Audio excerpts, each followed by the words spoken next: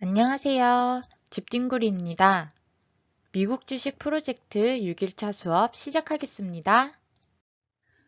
지난 시간에 주식을 사보았는데요. 어떠셨나요?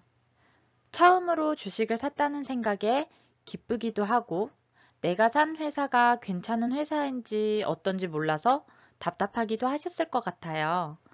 오늘은 주식이 어떨 때 위험한지 살펴보고 좋은 회사를 선택하는 기준에 대해서 알아보겠습니다.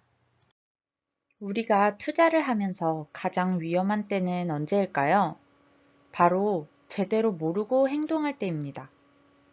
불이라는 것은 잘 사용하면 우리에게 따뜻함을 주지만 잘못 사용하면 큰 화재를 일으켜서 모든 것을 잃을 수도 있어요.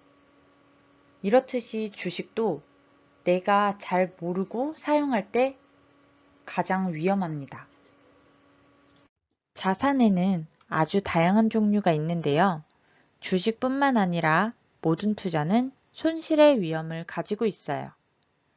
우리나라에서 제일 잘 알려진 부동산도 땅값이 오를 거라는 기대감으로 미래를 바라보고 사는 자산인데 그 지역이 정부의 규제를 받아 오르지 않을 수도 있고 건물 앞에 새로운 건물이 생겨서 채광이 막힌다거나 근처에 쓰레기장이 생긴다고 하면 오히려 떨어질 수도 있는 일이죠. 주식도 주가가 많이 올라서 한 번에 돈을 많이 벌 수도 있지만 반대로 많은 것을 잃을 수도 있어요.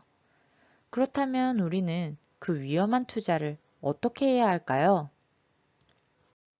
바로 잘 알고 하면 됩니다. 부동산 같은 경우에는 쉽게 사고 팔 수가 없어요. 가격이 비싸기도 하고 여러 사람의 손을 거쳐서 거래가 이루어지기 때문에 쉽게 사고 팔 수가 없어요. 내가 집을 팔고 싶다고 해서 사려는 사람과 1대1로 거래할 수 없어요. 그래서 부동산 하나를 사려면 많은 공부를 하고 사게 됩니다. 직접 찾아가서 그 주변의 상권과 교통이 어떤지 확인도 하고 그 지역에서 앞으로 개발되는 것들이 있는지 분석하면서 아주 많은 공부를 하고 구매하게 되죠. 하지만 주식은 가격이 저렴하고 사고 파는 것이 쉽기 때문에 많은 공부를 하지 않고 사는 경우가 많아요. 그래서 누군가가 여기 오른데 이 주식 괜찮대 라고 하면 따라 샀다가 안 오르면 마음 졸이고 팔아야 하나 고민하게 되죠. 이렇게 마음 졸이고 고민하는 이유는 내가 잘 모르기 때문이에요. 주식도 부동산도 똑같은 자산이에요. 부동산을 살 때 꼼꼼하게 살펴보고 공부하듯이 주식을 살 때도 꼼꼼하게 살펴보고 공부해야 해요. 그러면 회사를 어떤 기준으로 골라야 하는지 알아볼까요? 우리가 주식을 살 때 어떤 점을 보고 사야 하는지 말아야 하는지 확인할 수 있을까요? 주식 사기 좋은 회사를 이야기하는데 갑자기 성이 등장했습니다. 사진들에서 공통점을 찾으셨나요? 바로 성을 둘러싸고 있는 호수가 있어요. 이것을 해자라고 해요. 이 해자라는 것은 동물이나 외적으로부터의 침입을 막기 위해서 성 주변에 파놓은 구덩이를 말해요. 그리고 그 구덩이에 방어 효과를 높이기 위해 물을 채워 넣어서 호수로 만들었어요. 안 그래도 깊은 구덩이에 물까지 있으니까 침입자들이 성으로 들어오기가 더 어려워지겠죠. 이렇게 나의 성에 쉽게 들어올 수 없게 만드는 나만의 방어수단, 그것을 해자라고 합니다. 주식을 사기 위해서 회사를 고를 때도 그 회사만이 가지고 있는 해자가 있는지 살펴보아야 해요. 회사의 해자라는 것은 그 회사의 수익 모델을 말하는데 남이 따라할 수 없는 대체 불가한 상품이나 서비스가 있는지 확인하면 좋습니다. 이렇게 경제적 해자가 있다는 것은 기본적으로 이 회사가 꾸준히 돈을 벌어들일 수 있는 능력이 있다는 것이고 그로 인해서 주가는 계속해서 오르게 됩니다. 예를 들어서 코카콜라를 살펴볼게요. 코카콜라는 세계적인 기업인데요. 같은 제품을 판매하는 경쟁사가 있습니다. 바로 펩시죠. 둘 다 콜라를 만들어요. 하지만 맛에 차이가 있죠. 사람들은 코카콜라를 더 선호합니다. 왜 그럴까요? 바로 콜라만의 비법이 있기 때문일 거예요. 만약에 누구나 코카콜라의 맛을 만들 수 있다고 하면 코카콜라가 이렇게 성장하지는 못했겠죠. 바로 이 코카콜라만의 비법이 남이 따라할 수 없는 코카콜라만의 혜자인 것입니다. 아마존 아시죠? 인터넷으로 물건을 파는 온라인 쇼핑 중개 회사입니다. 온라인으로 물건을 파는 회사들은 아마존 말고도 많이 있어요. 이베이, 알리익스프레스, 알리바바 등 같은 서비스를 제공하는 회사들이 있습니다. 이렇게 다양한 온라인 쇼핑 플랫폼에서 아마존만이 가지고 있는 강점은 무엇일까요? 바로 빠른 배송입니다. 우리나라는 어느 지역에서 물건을 시키든지 다음날 배송하는 서비스가 익숙한데요. 미국은 땅이 우리나라보다 98배 정도 넓어요. 그래서 물건을 한번 시키면 일주일 넘게 기다리는 것이 일반적이죠. 그런데 아마존은 빠른 배송, 그 어려운 것을 해냅니다. 아마존은 각 지역에 아마존 물류 창고를 지었고요.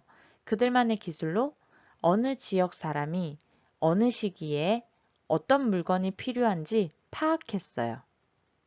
예를 들어서 A 지역에 사는 사람들이 B 제품을 자주 산다고 하면 아마존은 그 상품을 A 지역에서 가까운 물류 창고에 넣어둡니다. 그래서 A 지역에 사는 사람들이 B 물건을 주문하면 가까운 창고에서 바로 배송하기 때문에 다른 곳보다 더 빠르게 배송을 할 수 있어요. 게다가 그 주기까지도 계산을 해 두어서 그들이 필요한 시기에 맞게 재고를 가지고 있어요. 다른 회사들도 아마존의 기술을 따라할 수 있겠죠. 그런데 다른 회사들이 아마존을 따라서 물류 창고를 짓고 데이터를 모으고 하는 동안 아마존은 가만히 있을까요? 아마 또 다른 나만의 혜자를 만들어서 다른 회사들이 따라오지 못하게 앞서 나갈 거예요. 아마존은 이미 예전부터 준비해왔고 데이터를 파악하고 있기 때문에 다른 회사들보다 앞서 나갈 수 있는 것입니다. 그렇다면 넷플릭스는 어떨까요? 넷플릭스는 내가 보고 싶은 것을 골라서 볼 수 있는 서비스를 제공하는 기업입니다. 우리는 TV에서 보여주는 대로 보는 시대에 살았어요. 내가 보고 싶은 방송이 있으면 그 방송이 하는 시간을 기다렸었죠. 하지만 이제 방송 시간을 기다리지 않아도 내가 원하는 시간에 원하는 컨텐츠를 볼 수 있게 되었습니다. 그런데 이 같은 서비스는 아주 많이 하고 있어요. 우리나라 3사 통신사에서도 보고 싶은 컨텐츠를 골라서 볼 수 있는 서비스를 제공하고 있고요. 옥수수, 푹, 티빙, 훌루, 애플 TV 플러스, 디즈니 플러스 등 다양한 플랫폼들이 만들어지고 있습니다. 그 중에서 넷플릭스는 제일 먼저 그 서비스를 제공하면서 이 스트리밍 서비스 시장에서 제일 많은 이용자들을 확보하고 있어요. 하지만 앞으로도 그럴까요? 넷플릭스는 넷플릭스만의 컨텐츠를 만들고 있기는 하지만 아직 그 팬층이 좀 약해요. 디즈니처럼 오랜 시간 동안 두터운 팬층을 가지고 있는 기업이 자신만의 채널을 만들어낸다면 넷플릭스에서 보여주던 자신의 컨텐츠들을 자기 채널로 가지고 나오겠죠. 디즈니는 이미 픽사, 마블, 스타워즈 등 두터운 팬을 가지고 있는 회사들을 인수합병하면서 더 단단해지고 있습니다. 그런 디즈니에서 이번에 디즈니 플러스를 만들었고요. 벌써 많은 가입자들이 있다고 해요. 올해 3월까지 넷플릭스의 43%에 달하는 가입자를 보유하고 있다고 해요. 이런 뉴스들이 나오는 중에서 넷플릭스만이 가지고 있는 강점은 지속될 수 있는지 계속해서 눈여겨봐야 할 것 같습니다. 오늘의 미션을 안내해 드릴게요. 오늘의 과제는 우리가 각자 3일차에 찾아보았던 10개의 회사들이 있죠. 그 회사들을 가지고 그 회사만이 가지고 있는 특별한 강점은 무엇이 있는지 찾아보는 것입니다. 내가 찾아본 회사들만의 강점은 무엇이 있는지 생각해 보시고 적어주세요. 다음 수업 내용을 안내해 드릴게요.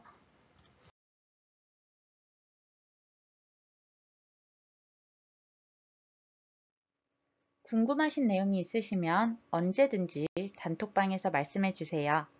오늘의 수업은 이상으로 마치겠습니다. 감사합니다.